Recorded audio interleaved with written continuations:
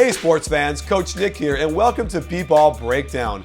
Before we get into it, don't forget the Shorty Awards. Up until February 11th, you can continue to vote for me and for B-Ball Breakdown. If you like what we're doing, go there, give us a tweet, vote, and don't forget to include a reason after the word because. Let's get to it though. Lakers versus Spurs from Thursday night, a great epic game. The Lakers were going a lot to Kobe on ISOs and out of their offense. He did get assists, but they weren't as part of the offense, and I believe that's going to be a detriment to their team. Now, the Spurs are like a machine or a robot. They simply run their stuff over and over again consistently. Everybody knows where the shots are coming from. Everybody knows what the defensive rotations are, and they're going to be able to play with any team in the league. The Spurs offense is very rote. Here they're going to do a pinch post with a split in front. Typical Boston Celtics offense from the 60s, which really works nicely as you'll see Jefferson get to the basket and get a layup, but he misses. The Spurs will also run pinch post and then split in the corner, which is another old school play that the Kings used to love to run. Here you'll see Richard Jefferson go back door and then Manu comes back around and then he makes a pretty impressive shot on the baseline. The Spurs will also run flex. You'll see Richard Jefferson set a screen across the lane for Duncan, and then he'll get a screen down from McDyess for a nice, easy, open jump shot. Sometimes the Spurs offense bogs down a little bit when Tony Parker decides to shoot a jumper instead of blowing by Andrew Bynum for a layup. If he doesn't settle for that jumper, they'll get better shots. The sign of a good team is what they call after a timeout. Here you're going to see the picket fence for Manu Ginobili. 3 cross, he's going to run around and cut back door, and Tim Duncan doesn't get caught watching the paint dry, hits Ginobili on a beautiful backdoor pass. When Kobe wants to be in passive mode, they'll have him play the guard spot out of the triangle. Instead of going pinch post here, he's going to throw it back to Fisher, but look at his body language. Very passive, it doesn't look like he's into the game. As Kobe gets the ball off of the rebound, he's going to take off the court and they're not going to run offense. I've been talking about this for a long time now, but you can see he'll simply go one-on-one and pull up. Here's a rare example of him going one-on-one to the hole, but then dishing to Bynum for a dunk. This is better stuff. When Kobe brings the ball up, they don't run offense. They simply screen for him. Here, Gasol screens, he doesn't even take it, dishes to him for a jump shot. That's facilitator mode for Kobe.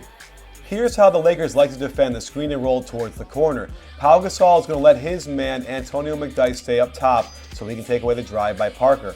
Watch Kobe's defense as he completely loses his man, Richard Jefferson, toward the corner. When they swing the ball around, you're going to see Jefferson wide open and Kobe have no idea where he is, and he gets an open 3. Here's another example of Kobe just bringing the ball up on his own and shooting it.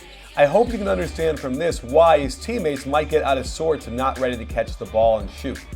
Again, he's doing his best to throw everybody off while just taking the ball to the basket, getting stuck up in the air with no one to pass to and the spacing bad, and then the ball gets knocked out of bounds off of him. One reason Gasol has not looked good on offense is here they have been playing the strong side forward out on the perimeter. He's much more comfortable playing either down low on the strong side post or the pinch post on the weak side.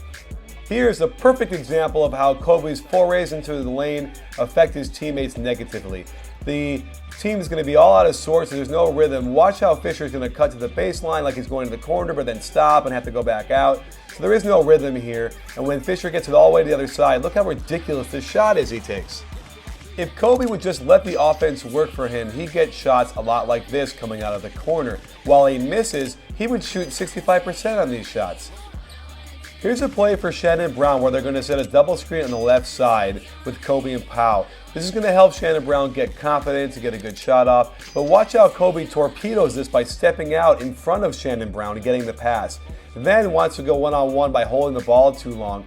Now the players just clear out, let him go one-on-one. And when he goes to the basket, they cut it off because they're ready. And watch how Shannon Brown hesitates now and misses that shot. I charted the first quarter possessions for the Lakers, and I compared when they ran the triangle versus when they only went to Kobe one-on-one. And while it appears that it's more effective to go to Kobe one-on-one, I will argue in the long run, it's less effective for the team against a really good defensive club like the Spurs. And it makes it harder for the other team, the other teammates of Kobe, to score when they're never quite sure when the pass is coming or where they're going to be standing when they get the ball. Here's why I love Manu Ginobili. Every 50-50 ball he seems to get. Watch how he reaches between his legs behind him, grabs the ball, knows where his teammates are, and gets a nice little pass for a Blair layup. Here's what makes the Spurs team so good. They're so prepared, they have a play for the end of the first quarter where they throw it down to McDyess, who's clearly going to try and get it to Neal for the shot. Didn't work out perfectly, but knowing what happens in this game, how important is this amazing shot? Shannon Brown's been criticized quite a bit, but with Kobe out and them running the offense, you tell me how good this play looks and how much better of a player he looks when they run it. You think it's a fluke? How about this play later on in the game, in the fourth quarter no less? Steve Blake's the same way. They're going to run the triangle offense without Kobe in. They hit the low post, cut through like they're supposed to. There's rhythm, there's balance. And then all they have to do is throw it to him in the corner like he's been practicing forever, and he nails a three. The alternative is Kobe bringing the ball up on his own and going one-on-one. Everyone's standing around and wondering what he's going to do, and they make a turnover. Fisher is really a liability on defense against a guy like Parker. He gets blown right by, but watch Pau Gasol not even step over to try and help on that layup. To show you how much Kobe is not willing to pass, when they throw it to him in the corner, it's a screen and roll, which is all well and good. But here, Manu does a pretty good job bodying him. Watch, you have Artest and you have Bynum open to be a pass. Instead, he goes to the basket and gets stripped, and they knock the ball out of bounds off his knee.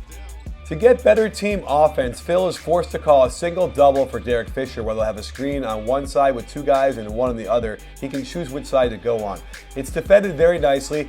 Jefferson's going to front, which means that Gasol is going to go high-low and get it to Artest in the Duncan. Beautiful offense. On one play, Duncan's going to look old as dirt and slow and he can't finish. But right back down on the other side, you're going to see him block a Bynum dunk and look as spry as a 22-year-old. When you coach a player like Ginobili, you simply have to let Manu be Manu. And look at a shot like that, oh my. In the third quarter, the Lakers continually went away from the triangle offense by setting screens for Kobe on the top. Here, he's going to score on a nice shot. And on the next play, he's going to crank a three-point shot off of the glass on the other side. Do you remember earlier in the season when we saw Gasol just abuse Duncan in the post? Well, I'm convinced he turns the ball over here because this is the first time he's caught the ball in the low post in the third quarter for over 10 minutes.